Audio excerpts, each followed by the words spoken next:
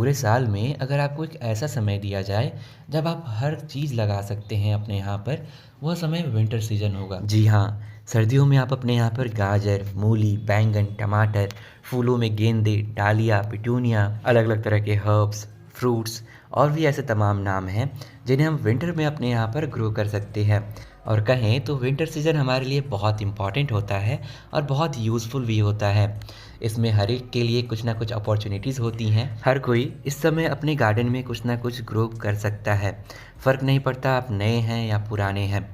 सो इस वीडियो के साथ हम आपके लिए एक नई सीरीज स्टार्ट कर रहे हैं जिसमें हम विंटर गार्डन कैसे तैयार करना है आपको हर एक स्टेप पर हम गाइड करेंगे। इस बीच हम बहुत सी नई चीज़ें सीखेंगे, काफ़ी गलतियाँ भी होंगी, लेकिन अगर आप साथ बने रहेंगे तो एट द एंड हम बहुत ही प्यारा गार्डन तैयार कर सकेंगे। सो हेलो एवरीवन, मेरा नाम सौरभ है और पहले एपिसोड में आपका स्वागत है। अब तक आपने विंटर गार्डन स्टार्ट करने का मन तो बना लिया होगा, लेकिन हम मिट्टी में हाथ लगाएं उससे पहले आप कहाँ लगाना चाहते हैं, कितना लगाना चाहते हैं और कौन कौन सी चीज़ें अपने यहाँ पर ग्रो करना चाहते हैं। क्या आप अपने यहाँ पर सब्जियाँ ग्रो करना चाहते हैं, क्या फूल वाले पौधे ग्रो करना चाहते हैं या फिर फल वाले प्लांट लगाना चाहते हैं।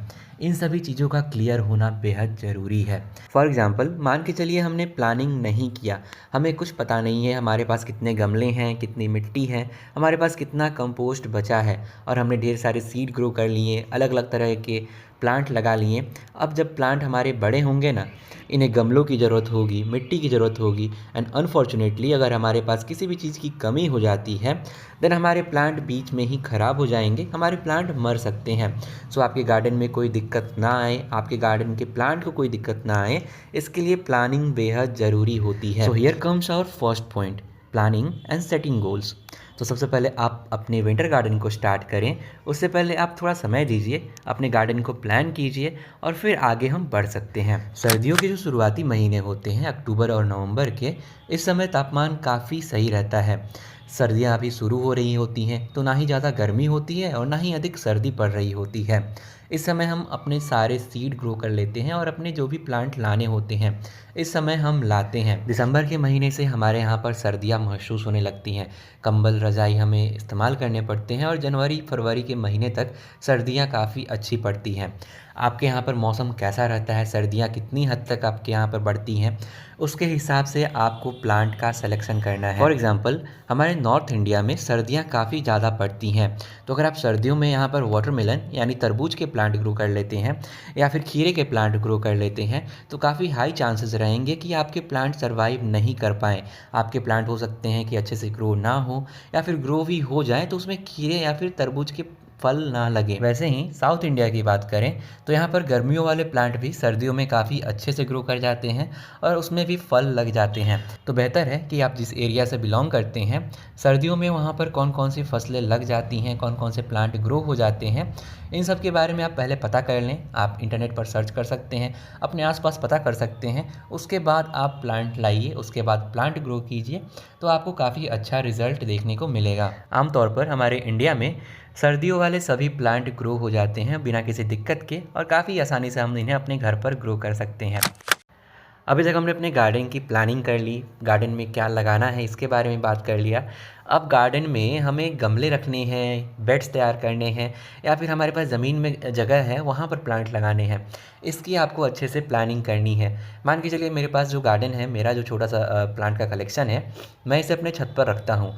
तो वहाँ पर मैं ज़्यादा प्रेफर करता हूँ कि जो छोटे छोटे गमले हैं उनका इस्तेमाल करूँ, पॉली बैग्स का इस्तेमाल करूँ और साथ में जो थर्मोकॉल के बड़े बड़े बॉक्सेस आते हैं, कंटेनर्स आते हैं, इनमें मैं मिट्टी भर के इनमें अपने प्लांट ग्रो करता हूँ। अब हमने इतने सारे प्लांट लगा लिए हैं, हर एक को अच्छे से धूप पानी मिल सके, इसके लिए हम इनका अरेंजमेंट ऐसे बनाएंगे ताकि हर एक प्लांट तक हम पहुँच सके, धूप पहुंच सके और पानी हर एक को अच्छे से मिल सके।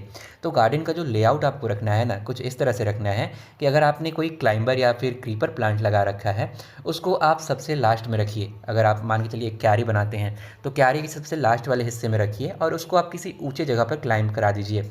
उसके बाद जो लंबे प्लांट होते हैं जैसे मकई के प्लांट हो गए हैं, फूलों में फूल वाले प्लांट जैसे कि डहेलिया के प्लांट लंबे होते हैं, तो इनकी आप उसके बाद रखिए ताकि धूप सबको अच्छे से मिल सके। और जो सबसे छोटे प्लांट होते होते हैं, जैसे कि साग के प्लांट हो गए, आपके जो छोटे छोटे वेजिटेबल्स के प्लांट होते हैं, उनको आप सबसे आगे रखें ताकि सर्दियों में सभी प्लांट को मैक्सिमम सनलाइट मिल सके।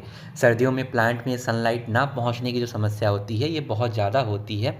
इसलिए जब गार्डन का आप लेआउट तैयार करें, जब प्लांट अपने सेट करें या फिर कंटेनर सेट करें प्लांट लगाने के लिए, उसी समय आप इन सभी बातों का ध्यान रखिए। इसके अलावा प्लांट को अच्छे से पानी मिल सके और आपके गार्डन में प्रॉपर ड्रेनेज बना रहे, इसका भी आपको अच्छे से ध्यान रखते हुए अपने गार्डन का लेआउट तैयार करना है। जितने प्लांट मैं अपने गार्डन में लगाता हूँ, चाहे फूल वाले हो या सब्जियों के प्लांट हो, मैं कोशिश करता हूँ कि इनके सभी प्लांट सीड से तैयार किए जाएं। तो सीड मेरे गार्डन के लिए बहुत ही क्रूशियल पार्ट है। अगर सीड से प्लांट मैं ग्रो नहीं करता तो मुझे काफ़ी ज़्यादा पैसे इनके सैपलिंग में खर्च करने पड़ते हैं और हर जगह हर नर्सरी में सस्ते पौधे अवेलेबल नहीं होते हैं। इसलिए मैं कोशिश करता हूँ कि जितने भी प्लांट सीड से ग्रो कर सकूँ उतने ग्रो कर लूँ। तो हमारे लिए सीड बहुत इंपॉर्टेंट है, इसलिए अच्छे क्वालिटी के सीड खरीदना बेहद ज़रूरी होता है। पहले मैं क्या करता था कि जितने भी सब्जियों के बीज होते हैं अपने लोकल बीज भंडार से खरीद लेता था, लेकिन वहाँ पर जो फूलों के बीज होते थे ना, वहाँ पर केवल गेंदे के बीज मिल पाते थे। वो भी 80 रुपये 100 रुपये के एक पैकेट मिलते थे और उनका जर्मिनेशन रेट भी सही नहीं रहता था और सब्जियों में भी मुझे अधिक वैरायटी नहीं मिल पाता था। तो फिर मैंने ऑनलाइन स्विच किया। ऑनलाइन में मैंने कई जगहों से सीड मंगाए, उन्हें ग्रो किया और उनका रिज़ल्ट देखा। उन सभी में जो सबसे बढ़िया क्वालिटी के सीड्स मुझे मिले और जो सबसे बढ़िया प्राइस में मिले वह गोविंद जी के सीड्स हैं।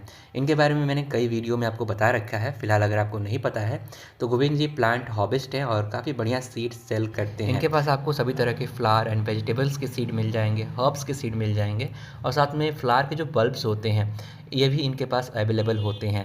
तो आप इनसे अगर अच्छे क्वालिटी के सीड परचेज़ करना चाहते हैं तो इनसे कांटेक्ट कर सकते हैं। फ़िलहाल इनके पास से मैंने सारे सीड अपने परचेज़ किए हैं और पिछले 2 साल से मैं इन्हीं के पास से सीड मंगाता हूँ। इनके अलावा मैंने 1-2 जगह से और सीड परचेज़ किया हुआ है, जैसे कि बायो कार्ब्स के सीड मैंने यूज किए हैं और साथ में मैंने सीड्स एंड पॉट्स के भी सीड यूज किए हैं। इनके भी सीड काफ़ी बढ़िया होते हैं। इनका प्राइस मुझे थोड़ा ज़्यादा लगता है, लेकिन बाकी सीड की क्वालिटी काफ़ी बढ़िया होती है। तो अगर आप ऑनलाइन ऑर्डर करना चाहते हैं तो आप इन जगहों से सीड ऑनलाइन ऑर्डर कर सकते हैं। लेकिन अगर आपके यहाँ पर लोकल में ही अच्छे क्वालिटी के सीड्स मिल रहे हैं, अच्छे कंपनी के सीड मिल रहे हैं, तो सबसे पहले आप अपने लोकल में ही ट्राई कीजिए सीड परचेज़ करने का। इस बार हमने कई फूलों के बीज और सब्जियों के बीज मंगाए हैं, साथ में थोड़े बहुत हमने हर्ब्स के भी सीड ऑर्डर किए हैं। इनके अलावा हमने फ्लावर बल्ब्स में ग्लैडियोलस के बल्ब मंगाए हैं। तो इन सभी को हम आने वाली वीडियोज़ में कैसे ग्रो करना है आपको बताएंगे।